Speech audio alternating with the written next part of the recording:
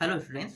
मैं आप लोगों को इस वीडियो में 3 नंबर वाले कुछ महत्वपूर्ण प्रश्न बताने वाला हूं। इस बार मैं 3 नंबर वाले प्रश्न में बहुत ज़्यादा प्रश्न नहीं दूंगा, क्योंकि 4 नंबर में कुछ ज़्यादा हो गया था और 3 नंबर वाले प्रश्न उसमें ऐड हो गए हैं। इसी तरह से 6 नंबर में भी कुछ प्रश्न ऐड हो चुके हैं, तो वहाँ पे भी आपको पढ़ने को मिल रहा है। तो बार-बार हम उसी प्रश्न को रिपीट तो नहीं कर सकते ना, तो वहाँ से आप लोग देख लेना। कुछ प्रश्न बस यहाँ पे मैं दूंगा और मैं आपको समझा देता हूँ जब भी ये प्रश्न आएगा तो आपको बनाना कैसे है। ठीक है, ये प्रश्न इंपॉर्टेंट है। जैसे यहाँ पे मान बदल के दे सकता है, 30 के जगह में 50, 60, 70, 100 कुछ भी दे सकता है। ठीक है, यहाँ पे मान बदल देगा और इसको किस में बदलने के लिए, फ़ारेनहाइट में। देखो फ़ारेनहाइट में कैसे बदलते हैं, यहाँ से 2 प्रश्न ही देखने को मिल सकता है, फ़ारेनहाइट वाला, ठीक है, और सेल्सियस में बदल लिए। तो ये जो सूत्र है ना, ये सूत्र है। इस सूत्र को और कैसे लिखते हैं, चलो मैं आगे बताऊंगा। ठीक है, ये देख लो। ठीक है, 30 दिया हुआ है, यहाँ पे माइनस 30 दिया हुआ है, सेल्सियस दिया हो ना, को फ़ारेनहाइट में बदलिए। तो ये सूत्र में क्या करना है, जहाँ पे सी लिखा है ना, ये सी है ना, तो सी के जगह पे हम क्या करेंगे, इस मान को रख देंगे। उसके बाद हल करेंगे तो एफ का मान निकल जाए। यहाँ पे 30 रख दो। ठीक है, ये 30 हमने रख दिया, भाग दे दो, 5 एकम 5 छक्के, तो -6 यहाँ पे बचेगा और ये 9 और 6 गुणा हो जाएगा। 9 छक्के कितना हो गया, 54, और यहाँ पे माइनस है, -54। यहाँ पे बचा क्या, एफ माइनस 32।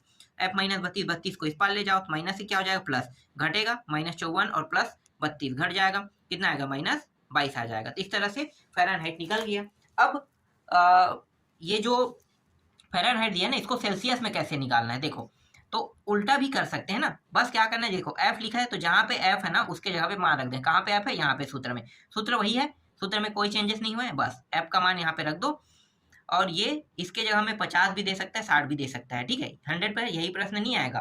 प्रश्न में क्या करेगा, मान को बदल के देगा। तो मान को बदल के देना है तो बस आपको क्या करना है, ये सूत्र बस याद रखना है। जहाँ पे सी दिया रहेगा, सी का मान तो यहाँ पे रखना है, एफ का मान दिया है तो यहाँ पे रखेंगे। तो यहाँ पे कितना है, -40। -40 कहाँ पे रख देंगे, इस एफ के जगह पे। ठीक है, तो देखो ये थोड़ा सा अलग तरीके से कर दिया है, वही है। हम लोग ना इसे काट देते हैं, क्योंकि अभी मैंने जो तरीका बताया उसी पे देखते हैं। एफ का मान कितना रखेंगे, यहाँ पे -40, फिर 32, 9, और यहाँ पे क्या है, सी अपान 5 है ना, इसको हटाओ। थोड़ा अजीब कर देते हैं ना तो समझ में नहीं आता है। ठीक है, सरल रखेंगे। इसके बाद देखो ये दोनों माइनस में, इसमें मतलब क्या हो जाएगा, जुड़ जाएगा। तो ऊपर का मान जुड़ जाएगा, कितना हो जाएगा, ये 2 और 3 और 4 कितना हो जाएगा, 7, और ये माइनस में से माइनस आ जाएगा, और ये और 9 के पहाड़े से कितने बार में कट जाएगा ये, और यहाँ पे सी अपान 5 जैसा वैसा रख देते हैं। 9 एकम 9 अट्ठे 72, 8 बार, तो -8 आ गया। 5 और 8 को क्या कर दो, गुणा कर दो, तो 5 अट्ठे कितना होता है, 40। तो यहाँ पे देखो डायरेक्ट आ गया, इसको भी काट दो, सीधा 40 लिख देना, -40 सेल्सियस इसका उत्तर आ गया। ठीक है, थोड़ा सा ये अजीब से कर दिया था ना, मैं इसे थोड़ा सा अजीब से को सही कर लेते हैं, तो ये आसान हो गया। अब यहाँ पे देखो ये क्या है, सेल्सियस में दिया -40 सेल्सियस में, इसको फ़ारेनहाइट में बदल ले तो अब तो बना लोगे। फ़ारेनहाइट में कैसे बदलते, मैंने बता दिया। ठीक है, 2 प्रश्न यहाँ पे हो गया। देखो ये प्रश्न भी इंपॉर्टेंट है। जब 2 वस्तुओं को जिनका तापमान एक दूसरे से अलग हो को संपर्क में लाया जाता है, तब उन दोनों का तापमान समान क्यों हो जाता है। ठीक है, ये प्रश्न देखना है, समान क्यों हो जाता है। ठीक है, इसका उत्तर लगा हुआ है। आगे देखो, जल का महत्व विशिष्ट ऊष्मा के दैनिक जीवन में 3 उपयोग लिखे गए हैं। 3 उपयोग लिखने के लिए कहा है, ये तीनों लिखना है आपको। ठीक है, आगे दिखाता हूँ। 4 प्रश्न हो गए, ये 5वां प्रश्न देखते हैं। ठीक है, ये इंपॉर्टेंट है 5वां। ताप की अवधारणा को स्पष्ट कीजिए कह रहा है, तो ये आपको लिखना है उत्तर में, छोटा सा प्रश्न है। ठीक है, इसके बाद अवस्था परिवर्तन, ये तो मुझे नहीं लगता है आएगा, ये 2 नंबर में आ सकता है। चलो देख लो। हाँ, इसमें एग्जाम्पल है, मतलब ये 3 नंबर के लायक है। अवस्था परिवर्तन क्या है, इसको भी देख लेना। ठीक है, अब जो प्रश्न दिखाने वाला हूँ, ये तीनों एक जैसा प्रश्न है। देखो यहाँ पे क्या दिया हुआ है, यहाँ पे ना जब प्रश्न आएगा तो कहेगा केल्विन का चित्र बनाइए, सेल्सियस का चित्र बनाइए, या कहेगा फ़ारेनहाइट का चित्र बनाइए, और तीनों सेट में अलग अलग आएगा। किसी सेट में केल्विन कहेगा, किसी सेट में सेल्सियस, और किसी सेट में क्या कहेगा, फ़ारेनहाइट कहेगा। ठीक है, तो बनाना कैसे, देखो केल्विन कहेगा तो केल्विन का जो शुरुआत है 273 से लेके 373 के बीच होता है। सेल्सियस का 0 से लेके 100 सेल्सियस होता है, और फ़ारेनहाइट का जो होता है 32 फ़ारेनहाइट से 212 फ़ारेनहाइट तक के होता है। ये जो सेल्सियस और ये जो है ना तापमापी, मतलब हमें जब बुखार आ जाता है ना, तो ये सभी तो तापमापी है, लेकिन जब बुखार आता है तो हमारा जो तापमान है इससे नापा जाता है। ठीक है, फ़ारेनहाइट में 98.6 फ़ारेनहाइट अगर हमारा शरीर का तापमान है, ठीक है, थर्मामीटर से नापते हैं ना, तो उतना है तो हम स्वस्थ हैं, बुखार-उखार हमारे अंदर में नहीं है कहा जाता है। और अगर इसी को देखा जाए तो ये 37 सेल्सियस में कहा जाता है। अगर हमारा बॉडी का टेम्परेचर 37 सेल्सियस है तो हमें बुखार नहीं है, नॉर्मल टेम्परेचर है। और केल्विन में अगर नापते हैं 310 केल्विन अगर है तो हम स्वस्थ हैं बोलते हैं ना। तो ये है, तो इस तरह से चित्र बनाना जान गए और कैसे कैसे आपको पैमाना का मान रखना वो भी मैंने बता दिया। ठीक है, चलो आगे देखते हैं। इसमें और कुछ प्रश्न है क्या? हाँ, एक प्रश्न और देखते हैं। है इसमें ऊष्मा के संचरण के प्रकारों के बारे में लिखिए कह रहा है। तो प्रकारों के बारे में लिखिए। देखो मैं प्रकार बता देता हूँ, 3 है। यहाँ पे देखो, चालन है, संवहन है, विकिरण है। ठीक है, इसको देख लेना है, ये इंपॉर्टेंट है। गणितीय प्रश्न के आने के चांसेस तो नहीं है, गणितीय एक नहीं आएगा तो 3 आएगा, 3 में तीनों आ जाएगा ना। इसके बाद है तापमापी में पारा का उपयोग क्यों करते हैं, कारण बताइए। ये इंपॉर्टेंट प्रश्न है, इसको देख लेना। और एक प्रश्न है, ये प्रश्न है, ये कौन सा है? हाँ, डॉक्टरी तापमापी के बल्ब के ठीक ऊपर केस नली में कुछ संकीर्णन क्यों करते हैं? ठीक है, ये इसका उत्तर है। और उष्माधारिता, ये उष्माधारिता है। उष्माधारिता पर टिप्पणी लिखे कह रहे हैं, ये प्रश्न है। ठीक है, इंपॉर्टेंट है। और कुछ है इंपॉर्टेंट इसमें, फ़ारेनहाइट वाला तो मैंने बता दिया, सेल्सियस वाला मैंने बता दिया, और नहीं देखेंगे, इतना काफ़ी है। ठीक है, ये कंप्लीट हो गया। आगे देखते हैं और कौन सा टॉपिक से देखना है हमें। ठीक है, शुरू से देख लेते हैं। ये वाला कंप्लीट हो गया, 3 नंबर का। 3 नंबर का, हाँ ठीक है, इसमें देखते हैं, 1 मिनट में दिखा रहा हूँ। 10 है अध्याय और 13। ठीक है, 10-13 को खोलता हूँ। बहुत सारे प्रश्न हैं, इसको कम कर रहे हैं, बस यही बात है। देखो इसमें से कौन कौन से इंपॉर्टेंट है देख लेते हैं। ठीक है, इसमें जो इंपॉर्टेंट प्रश्न है वो ये है, परावर्तन के प्रकार लिखे कह रहे हैं। तो ये नियमित परावर्तन है, अनियमित परावर्तन है, ये इंपॉर्टेंट है। ठीक है, इसमें दर्पण किसे कहते हैं, दर्पण के प्रकार लिखिए, ये इंपॉर्टेंट। समतल, गोली और परवलयाकार दर्पण होता है, ये इंपॉर्टेंट है। ठीक है, अपवर्तन वाला तो मैंने बता दिया, तो अपवर्तन से हम प्रश्न नहीं देखेंगे। ठीक है, ये वायु में गमन करती, ये नहीं देखेंगे। और इसके बाद ये प्रश्न देखो, जब हम दर्पण से वस्तु की दूरी को बढ़ा देते हैं तब प्रतिबिंब की वस्तु से दूरी पर क्या प्रभाव पड़ता है, ये प्रश्न है, इंपॉर्टेंट है। अपवर्तन की घटना के दैनिक जीवन में कोई 2 उदाहरण दीजिए कह रहे, ये इंपॉर्टेंट है। और एक है ये, क्रांतिक कोण से आप क्या समझते हैं, ये इंपॉर्टेंट है।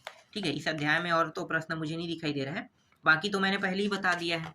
ठीक है, ये हीरा वाला जो है इंपॉर्टेंट है, ये तो मैंने पहले ही बता दिया है। और पूर्ण आंतरिक परावर्तन वाला भी मैंने पहले ही बता दिया है। ठीक है, तो इनको और नहीं देखेंगे, जिनको मैंने पहले ही बता दिया उनको हटा देते हैं। ठीक है, तो ये मैंने पहले ही आप लोगों को बता दिया है, देख लेना। चलो आगे देखते हैं। इसके बाद 13वां अध्याय में देख लेते हैं। 13वां अध्याय से कौन कौन इंपॉर्टेंट है, जो बता दिए उनको तो देखेंगे नहीं।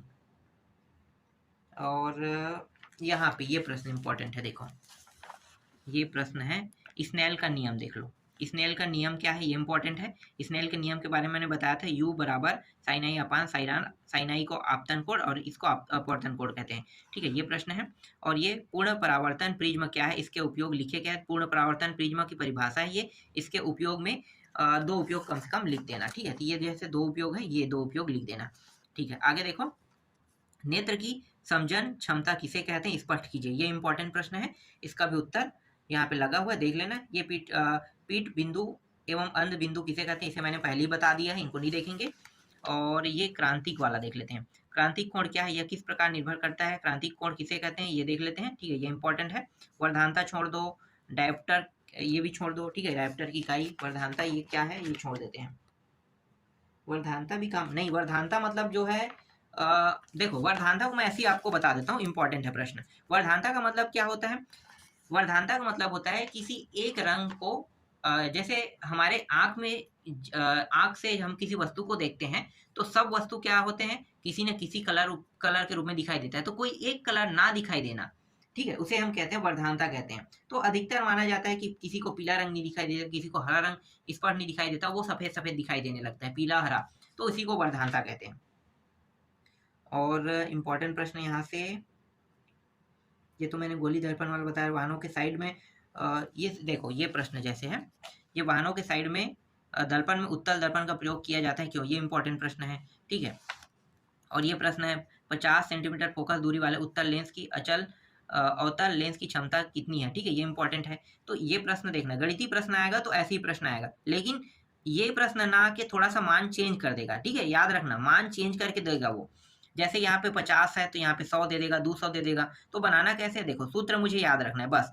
ये क्या है, फोकस दूरी, मतलब एफ का मान है कितना है, 50 है, ठीक है, सेंटीमीटर। इसको मीटर में बदलेंगे तो क्या होगा, 100 से भाग देंगे तो 0.5 आ जाएगा, मीटर में चेंज हो गया, ठीक है। पी बराबर 1/f, तो 1/0.5 मतलब ये कितना आ जाएगा, पी का मान 2d आ जाएगा, ठीक है, डी आ जाएगा। अवतल लेंस की कितनी हो जाएगी, देखो यहाँ पे बताना है 2d, तो एफ माइनस कितना है 50 सेंटीमीटर बराबर 0.5 सेंटीमीटर अवतल लेंस के लिए। उत्तल लेंस के लिए निकाले अभी, तो ये क्या हो गया, प्लस में आया 2d। अब यही मान किस में आ जाएगा, जब माइनस में रहेगा तो ये सभी मान यहाँ पे माइनस माइनस, तो ये माइनस में आ जाएगा, ठीक है।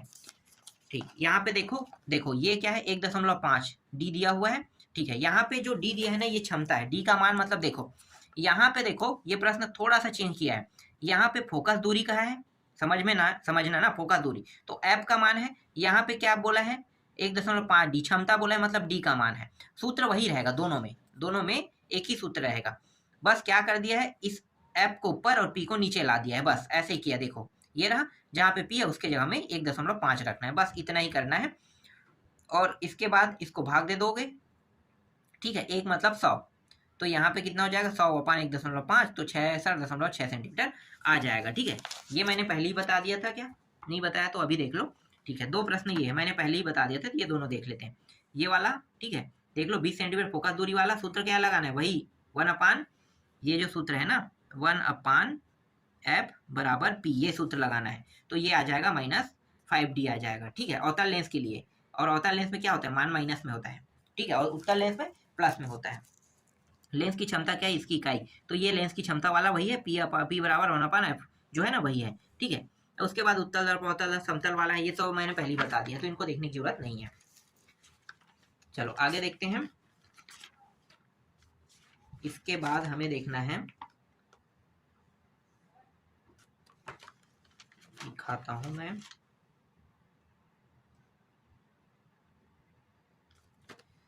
ठीक है, 1 सेकंड, कहाँ गया प्रश्न, हाँ विद्युत धारा से है ना। तो देखो ये प्रश्न है, ये विद्युत धारा के ऊष्मीय प्रभाव से आप क्या समझते हैं, ये प्रश्न है, ठीक है। इसके कुछ यहाँ पे टॉपिक बताया, 3 उपकरण है, जैसे विद्युत बल्ब, इलेक्ट्रॉन पेक्स, ये सब चीज हीटर के बारे में बताना है। विद्युत घरेलू विद्युत परिपथ में घर के सभी उपकरण समांतर क्रम में जोड़े जाते हैं, क्यों, इसका कारण बताना है, ठीक है, ये है इसका उत्तर। और ये है विभव किसे कहते हैं, इसका ऐसा ही मात्रक पूछेगा तो ये बताना है आपको, ठीक है, ये सरल प्रश्न है। और यहाँ पे देखो 9वां प्रश्न है, विद्युत शक्ति को परिभाषित कीजिए, इसको दूसरे नाम से विद्युत शक्ति से आप क्या समझते हैं, इस तरह से भी पूछ सकते हैं। और अगला जो है ये है, विद्युत शक्ति के मात्रक वाट को परिभाषित कीजिए, वाट किलोग्राम से संबंध बताइए, ठीक है, ये प्रश्न है, इसका भी उत्तर यहाँ पे लगा हुआ है। और गणितीय प्रश्न तो यहाँ से आने के चांसेस बहुत कम है। जो गणितीय प्रश्न आएगा मुझे नहीं लगता यहाँ से आएगा, इसको हम छोड़ देते हैं गणितीय प्रश्न। ये देख लेते हैं फ्यूज क्या है, ठीक है, फ्यूज क्या है, यह किस पदार्थ का बना होता है, तो ये है फ्यूज जो है क्या है, ये किस प्रकार का बना होता है, तो एक मिश्र धातु, किसका, तांबा टीन सीसा का मिश्र धातु होता है, ये बनाना है। इसका गलनांक बहुत कम होता है, ठीक है, इसीलिए इसका उपयोग किया जाता है। मतलब ये जो तांबा हो सकता है, टीन और सीसा, ये भी हो सकता है, अधिकतर हम तांबा का उपयोग करते हैं फ्यूज में।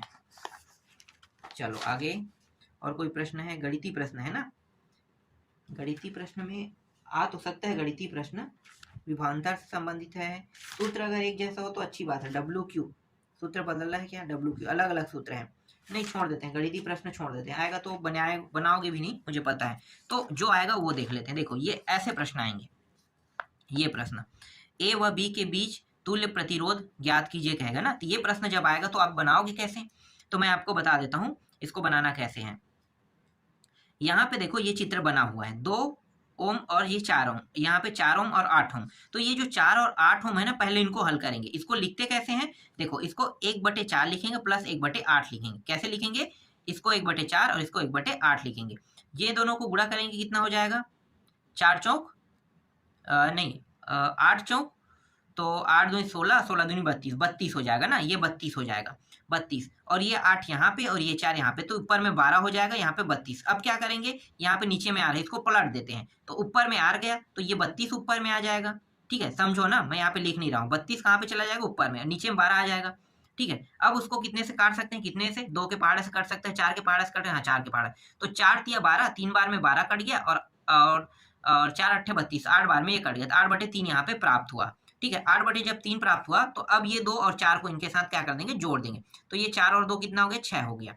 ठीक है, 6 और 6 तिया कितना हो जाएगा, 6 12 6 तिया 18, 18 प्लस 8 कर दो, 18 प्लस 8 कितने हो, 26, 26/3 करोगे तो ये उत्तर आ जाएगा। समझ में आ गया? नहीं आया तो समझने की कोशिश करना, ये प्रश्न बहुत इंपॉर्टेंट है। ये प्रश्न मैंने बता दिया था ना, प्रतिरोध तथा विशिष्ट प्रतिरोध में अंतर स्पष्ट कीजिए, पहले ही मैंने बता दिया है, तो इसको दोबारा मैं नहीं बताऊंगा। और ये प्रश्न मैंने बताया कि नहीं बताया आप लोगों को, नहीं बताया तो मैं बता देता हूँ, ये भी सेम टू सेम है, वही है। देख लो क्या क्या समांतर क्रम में कह रहा है, तो क्या करते हैं 1/, अभी जो प्रश्न बनाया ना ओम वाला, same to same 1/R1, 1/R2, 1/R3। ठीक है, तो इस तरह से आपको चित्र बनाना है और ये हल कर देना है। ये प्रश्न हो गया, इंपॉर्टेंट है, ये प्रश्न इंपॉर्टेंट है। देख लो, विद्युत परिपथ प्रयोग करते समय कोई 3 सावधानियां बरतिए कह रहा है, ये है। और इसके बाद तो और नहीं है, इतना ही प्रश्न इसमें इंपॉर्टेंट है। ठीक है, इतना प्रश्न देख लेना। ठीक, और 1 मिनट, कोई और अध्याय है क्या? हाँ और है, पर ज्यादा प्रश्न नहीं है इसमें। कहाँ है प्रश्न, सीधा देख लेते हैं। विद्युत चुंबक, हाँ ये रहा। देखो ये प्रश्न इंपॉर्टेंट है, विद्युत चुंबक प्रेरण से आप क्या समझते हैं। ठीक है, ये छोटा सा प्रश्न रहेगा, ये इंपॉर्टेंट प्रश्न है। ठीक है, और है क्या है तो, लेकिन हम लोग देखेंगे नहीं, बहुत ज़्यादा छोटा छोटा प्रश्न है। और ये है विद्युत मोटर का सिद्धांत क्या कहेगा, तो ये आपको उत्तर लिखना है। ठीक है, ये पूरा पूरा। और दूसरा है विद्युत चुंबक क्षेत्र उत्पन्न करने के 3 कारकों को सूची बनाइए कहेगा, तो ये बताना है। ठीक है, ये पूरा टॉपिक तीनों को। और अगला जो प्रश्न है, चुंबक के 3 गुण, छोड़ दो इसको, ये 2022 में आ गए, मुझे नहीं लगता ये दोबारा आएगा। और अगला जो प्रश्न है वो है 2 चुंबक बल रेखाएं एक दूसरे को नहीं काटती, ये इंपॉर्टेंट है। ठीक है, और एक है कुंडली वाला, ये भी इंपॉर्टेंट है, कुंडली वाला देख लो, ये इंपॉर्टेंट है। ठीक है, इसके बाद तो फ्लेमिंग व्लेमिंग वाला बता दिए हैं, तो ठीक है फ्लेमिंग वाला देख लेना वहां से। ये इतना प्रश्न इसमें इंपॉर्टेंट हो गया। और देख लेते हैं और कौन से अध्याय से बचा हुआ है प्रश्न, ये भी हो गया। और है, हाँ ये यहाँ से बचा हुआ है। ठीक है, यहाँ से देख लेते हैं, यहाँ से जो जो प्रश्न है वो देखते हैं। देखो ये प्रश्न इंपॉर्टेंट है, जीवों का विकास में चयन और अनुकूलन की क्या भूमिका थी, ये प्रश्न इंपॉर्टेंट है, इसको देख लेना। ठीक है, ये 3 नंबर के प्रश्न है। इसके बाद यहाँ पे देखो क्या दिया हुआ है, कृत्रिम और प्राकृतिक चयन के 3 अंतर कह रहा है। ठीक है, तो इसको बनाना है आपको, मतलब इसको याद कर लेना है, ये प्रश्न इंपॉर्टेंट है। फिर है यहाँ पे डार्विन और वेलेस द्वारा प्रतिपादित जीवों के विकास के सिद्धांत से हमें क्या पता चलता है, ये इंपॉर्टेंट प्रश्न है। इसका आधा उत्तर यहाँ पे है और आधा उत्तर यहाँ पे दिया हुआ है। ठीक है, इसके बाद ये जो अवशेषी अंग किसे कहते हैं समझाइए, ये इंपॉर्टेंट है। ठीक है, और इसके बाद यहाँ पे देखो ये प्रश्न है, डार्विन के विकासवाद की प्रेरणा देने वाली 2 घटनाओं को लिखे गए, ये इंपॉर्टेंट है। इसका आधा उत्तर यहाँ पे और आधा यहाँ पे है। और कौन सा प्रश्न इंपॉर्टेंट है, हाँ ये भी है, एक ही जाति समूह में उपस्थित जीवों के लक्षण समान होते हैं, इनकी समानता कोई 3 कारण लिखे। ठीक है, ये शायद मैंने पहले ही बता दिया है ना, नहीं बताया तो देख लेना। ठीक है, ये इंपॉर्टेंट है, यहाँ पे वी लगाया हूँ, मतलब ये इंपॉर्टेंट है, मैंने इसे पहले ही बता दिया, तो इसको हटा देते हैं। कुटुम्बसर गुफा वाले देख लेते, कुटुम्बसर गुफा वाले मैंने बताया था, लेकिन थोड़ा सा बताया था ना, ये बहुत आसान है। वहाँ की मछलियाँ अंधी क्यों होती है, तो मैं बता देता हूँ अंधी क्यों होती है। वहाँ क्या है, सूर्य का प्रकाश नहीं पहुँच पाता, और जब सूर्य का प्रकाश लंबे टाइम तक नहीं पहुँच पाएगा, पैदा तो वो सही सलामत होते हैं, लेकिन सूर्य के प्रकाश मतलब वो जो गुफा है वहां तक नहीं पहुंच पाते, इसलिए वहां की मछली अंधी होती है। बस इतना ही वहां पे लिखना है, ये प्रश्न आएगा तो। फिर ये क्या डायनासोर विलुप्त किसी सक्षम प्रजाति के विकास के कारण हुआ है, इसके आपकी क्या राय है। ठीक है, ये इसका उत्तर देखना है। और थोड़ा सा है, ये रहा। ठीक है, इतना है। इसके बाद और कोई इंपॉर्टेंट है तो इसमें बहुत सारे इंपॉर्टेंट है, तो शायद तर मैंने उसे बता दिया, चलो नहीं लगेगा, इतना प्रश्न इंपॉर्टेंट है, बस इतना देखना था इसमें। और कोई बचा है क्या, संतान देखते हैं कहाँ पे है। हाँ एक अध्याय और है, उसको भी देख लेते हैं। इस अध्याय से भी प्रश्न है, तो इस अध्याय से भी प्रश्न है। देखो संकरण तथा संकरण से आप क्या समझते हैं, संकर तथा संकरण से आप क्या समझते हैं, ये प्रश्न है। ठीक है, गुण सूत्र वाला बता दिए हैं। यहाँ पे देखो अगला है ये प्रभावी एवं अप्रभावी लक्षण से आप क्या समझते हैं, इसको देख लेना। जीन तो जानते हो ना, जीन क्या होता है?